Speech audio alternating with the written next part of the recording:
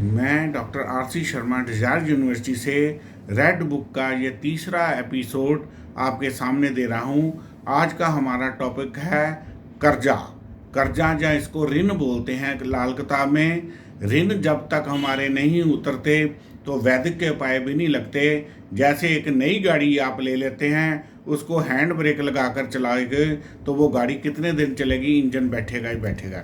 इसलिए ये चैप्टर आज का बहुत इम्पोर्टेंट है, इसे ध्यान से देखें।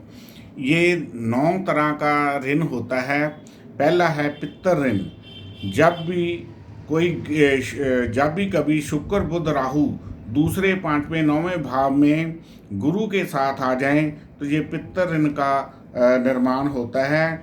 इसके क्या लक्षण हैं, क्या रेमडीज़ हैं, ये हमारी किताब में डिटेल में दी हुई है। इसके लिए किसी भी 10 खून के रिश्तेदार से इकट्ठे पैसे करके एक हिस्सा आप डाल के 9 हिस्से ब्लड रिलेशन से एक हिस्सा आप लेकर कोई भी घर में शुद्ध हवन कराओ या धार्मिक स्थान पर कोई पर्ची कटवा ले तो ये ऋण का निवारण हो जाता है। दूसरा है जाति ऋण।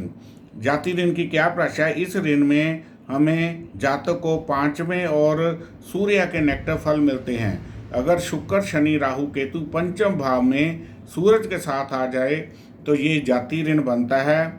इसमें किसी परिवार परंपरा के खिलाफ या पिछले जन्म में कोई गुनाह किया होता है, इसलिए ये ऋण प्रॉब्लम देने लग जाता है। इसके लिए है वही फार्मूला, 9 खून के रिश्तेदारों से पैसा लेकर एक हिस्सा आप डाल के 10वां हिस्सा डालकर कोई घर में शुद्ध हवन करें।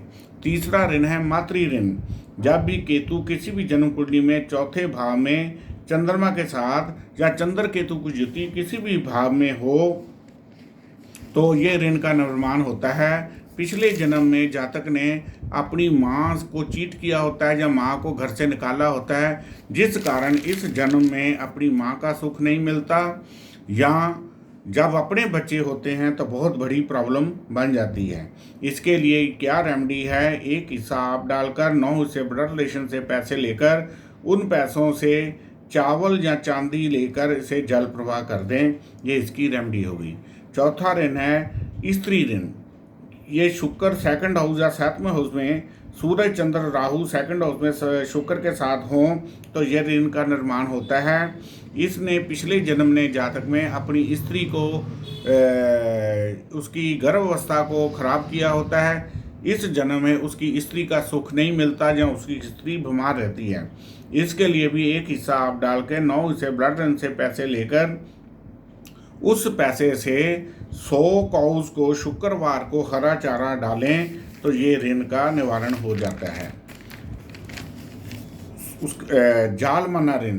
मेलेफिक फैक्टर शनि 10वें और 11वें घर में ये नेगेटिव फल देता है। जब किसी जातक कुंडली में सूरज चंद्र मंगल 10वें घर में या 11वें घर में हो तो जातक को जाल मना ऋण बनता है।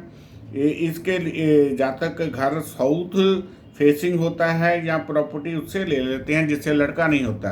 इसके लिए क्या रेमेडी है? 9 रिश्तेदारों से पैसे इकट्ठा करके एक हिस्सा सम डालकर उस पैसे से आटे की गोलियां बनाकर मछलियों को डालें। 8वां ऋण है भ्रूण हत्या का ऋण। ऋण ऑफ अनबॉर्न। सूरज मंगल शुक्र 12वें हाउस में, अगर सूरज मंगल शुक्र 12वें घर में इकट्ठे प्लेस हों, ये भ्रूण हत्या का ऋण बनता है। इसकी निशानियां क्या है कि घर के या गेट के आगे सीवरेज का ढक्कन होता है या दक्षिण दिशा की दीवार के साथ कोई शमशान घाट या कोई ऐसी चीज़ होती है। बिजली की प्रॉब्लम इन घरों में अधिक आती है। इसको ऋण के उपाय करने के लिए 9 ब्लड रिलेशन से पैसा लेकर एक हिस्सा आप डालकर नारियल जल प्रवाह करें। 9वां ऋण है कुदरती ऋण, नेचर ऑफ ऋण। ये अगर किसी जातक का चंद्रमा 6वें घर में हो या चंद्र केतु 6th हाउस में इकट्ठे हो तो नेचर का ऋण बनता है। इस जातक ने पिछले जन्म में परिवार के साथ बच्चों के साथ डॉग्स जैसा व्यवहार किया होता है, किसी कुत्ते को मारा होता है या किसी भिखारी को पीटा होता है। इंडिकेशन इस जन्म में क्या आती हैं? इस जन्म में परिवार के सारे मेंबर जातक की हरकतों के कारण दुखी रहते हैं। तो इसकी क्या रेमेडी है? यदि इन घरों में